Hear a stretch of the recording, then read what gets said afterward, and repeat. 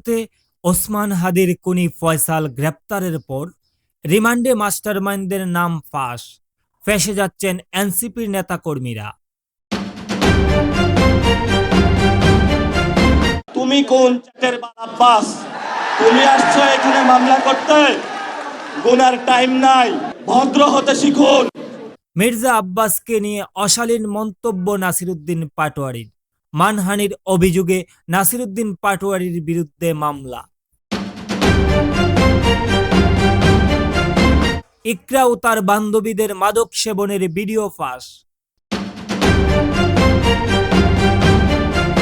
তেলের দাম রেকর্ড বৃদ্ধি, বিমানি সংস্থা ও বিশ্ব অর্থনীতিতে বড় ধাক্কা।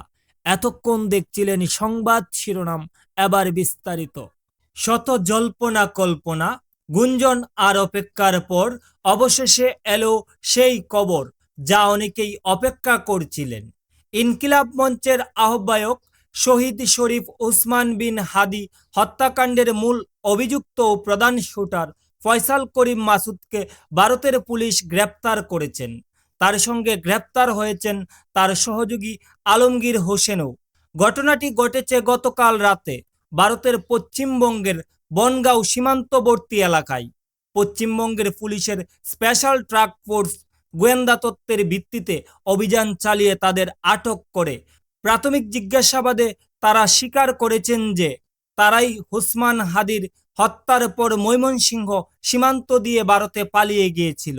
যাদের মনে আছে সেই কালো দিনটি 2025 সালের 12ই ডিসেম্বর ঢাকার পল্টনে বক্স কালভার্ট রোডে জুমার নামাজে শেষে গণসংযোগ করে ফেরার পথে অটোরিকশায় থাকা অবস্থায় মোটরসাইকেল আরোহী দুর্বৃত্তরা ওসমান হাদিকে গুলি করে গুরুতর আহত অবস্থায় তাকে ঢাকা মেডিকেল, পরে এবার কেয়ার হাসপাতালে নেওয়া হয়।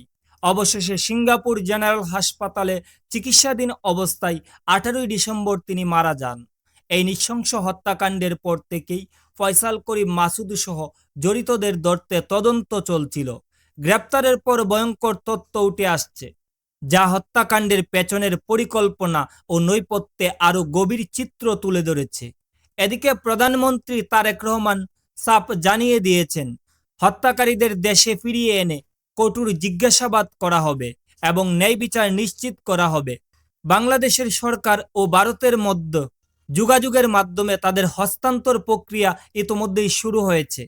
গোয়েন্দা সূত্র ও আইএসপিআর এর তথ্য অনুযায়ী এই গ্রেপ্তার দুদেশের সহযোগিতায় গুরুত্বপূর্ণ ভূমিকা পালন করেছে। এই গ্রেপ্তার শুধু একজন অভিযুক্তকে ধরার ঘটনা নয়, এটি ন্যায় বিচারের পথে একটি বড় অগ্রগতি। শহীদ ওসমান হাদির পরিবার, তার সহযোগী ও সকল ন্যায়প্রিয় মানুষদের জন্য এটি একটি আশার আলো। আমরা আশা করি দ্রুতই খুনিদের দেশে ফিরিয়ে এনে বিচারের মুখোমুখি করা হবে। শহীদ ওসমান হাদির আত্মার শান্তি কামনা করি। ন্যায় বিচার হোক, যত দেরিতেই হোক।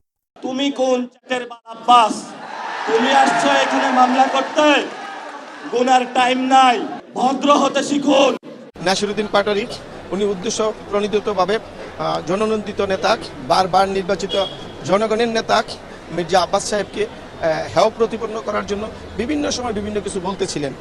রাজনৈতিক অঙ্গনে নতুন এক বার্তা, বিতর্কের জন্ম দিয়েছে একটি মামলা। প্রধানমন্ত্রীর রাজনৈতিক উপদেষ্টা এবং বিএনপির স্থায়ী কমিটির সদস্য মির্জা আব্বাস উদ্দিন আহমেদকে নিয়ে অশালীন ও মানহানি মন্তব্যের অভিযোগে জাতীয় নাগরিক পার্টি এনসিপির মুখ্য সমন্বয়ক নাসিরুদ্দিন পাটোয়ারির বিরুদ্ধে মামলা দায়ের হয়েছে। ঢাকা মেট্রোপলিটন ম্যাজিস্ট্রেট আদালতে এই মামলার আবেদন করেন রমনা থানার বিএনপির সভাপতি আশরাফুল ইসলাম।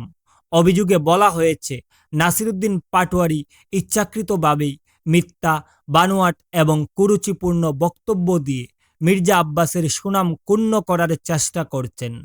এতে শুধু মানহানি নয়, অপরাধমূলক ভয়ভীতি দেখানোর অভিযোগ রয়েছে। জানা যায়, ত্রয়োদশ সংসদ নির্বাচনে নাসিরুদ্দিন পাটোয়ারির শাপলাকলি প্রতীক নিয়ে মির্জা আব্বাসের সঙ্গে প্রতিদ্বন্দ্বিতা করেছিলেন এবং বিপুল ভোটে পরাজিত হন।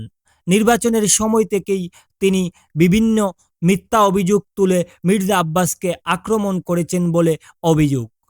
নির্বাচনের পরও সামাজিক যোগাযোগ মাধ্যম ফেসবুক, ইউটিউব সহ বিভিন্ন অনলাইন প্ল্যাটফর্মে একের পর এক অশালীন ও মানহানি মন্তব্য করে চলেছেন। এসব বক্তব্য ব্যাপকভাবে ছড়িয়ে পড়ায় মির্জা আব্বাসের রাজনৈতিক ও ব্যক্তিগত সম্মানের উপর গভীর প্রভাব পড়েছে বলে মামলায় উল্লেখ করা হয়েছে।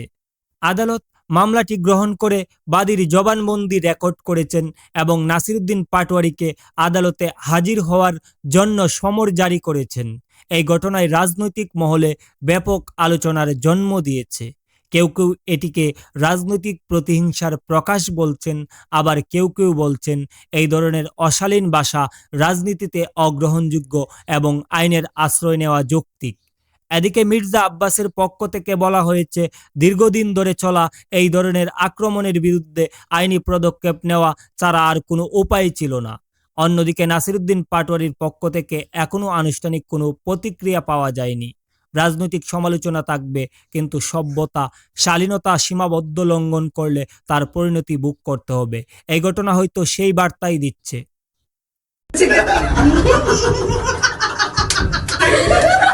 একদিকে সামাজিক যোগাযোগ মাধ্যমে ভাইরাল হওয়া একটি বিতর্কিত ভিডিও, অন্যদিকে বিশ্ব অর্থনীতিতে ঝড় তোলা জ্বালানি তেলের দামের আকাশছোঁয়া বৃদ্ধি। চলুন বিস্তারিত জেনে নেই। রাজধানী সহ দেশ জুড়ে আলোচনার কেন্দ্রবিন্দুতে হয়ে উঠেছে ইকরার একটি ভিডিও। জাহের আলভীর স্ত্রী ইকরা ও তার কয়েকজন বান্ধবী মাদক সেবনের অভিযোগে একটি ভিডিও সম্প্রতি সোশ্যাল মিডিয়ায় ছড়িয়ে পড়েছে। বিভিন্ন নিউজ চ্যানেল ও অনলাইন প্ল্যাটফর্মে একটি ভাইরাল হয়েছে। অনেকেই এটিকে ব্যক্তিগত গোপনীয়তার লঙ্ঘন বলে মনে করছেন, আবার কেউ কেউ মাদকের বিরুদ্ধে কঠোর অবস্থানের কথা বলছেন।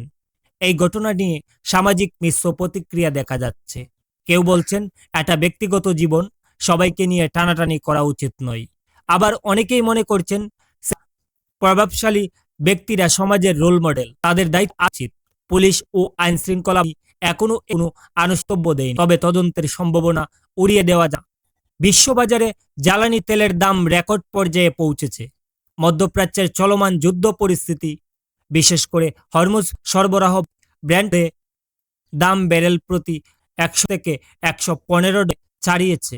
করোড় $100 উপর উঠেছে। গত কয়েকদিনে দাম 20 থেকে 30% বেশি বেড়েছে, যা 2022 সালে রাশিয়া ইউক্রেন যুদ্ধের পর সবচেয়ে বড় সাপ্তাহিক বৃদ্ধি। এই দাম বাড়ার প্রভাব পড়েছে বিশ্ব স্বাস্থ্য, পরিবহন, সাধারণ মানুষের বিভিন্ন বিমান বা পণ্য পরিবহন খরচ বেড়ে যাচ্ছে, ফলে মূল্য চাপ আশঙ্কা করা হচ্ছে। IMF সতর্ক করে বলেছেন, প্রতি 10% দাম বৃদ্ধিতে বিশ্বব্যাপী মূল্যস্ফীতি 0.4% বাড়তে পারে। বিশ্লেষক বলছেন, পরিস্থিতি আরো খারাপ হয় তাহলে 150 ছাড়াতে পারে। আজকের গুরুত্বপূর্ণ সংবাদ, পরিস্থিতি নজর, আরো আপডেট যাদের এই চ্যানেলটি সাবস্ক্রাইব করে রাখুন। আজকের মতো এখানেই বিদায় নিচ্ছি। হচ্ছে একটি ভালো থাকবেন। ধন্যবাদ সবাইকে।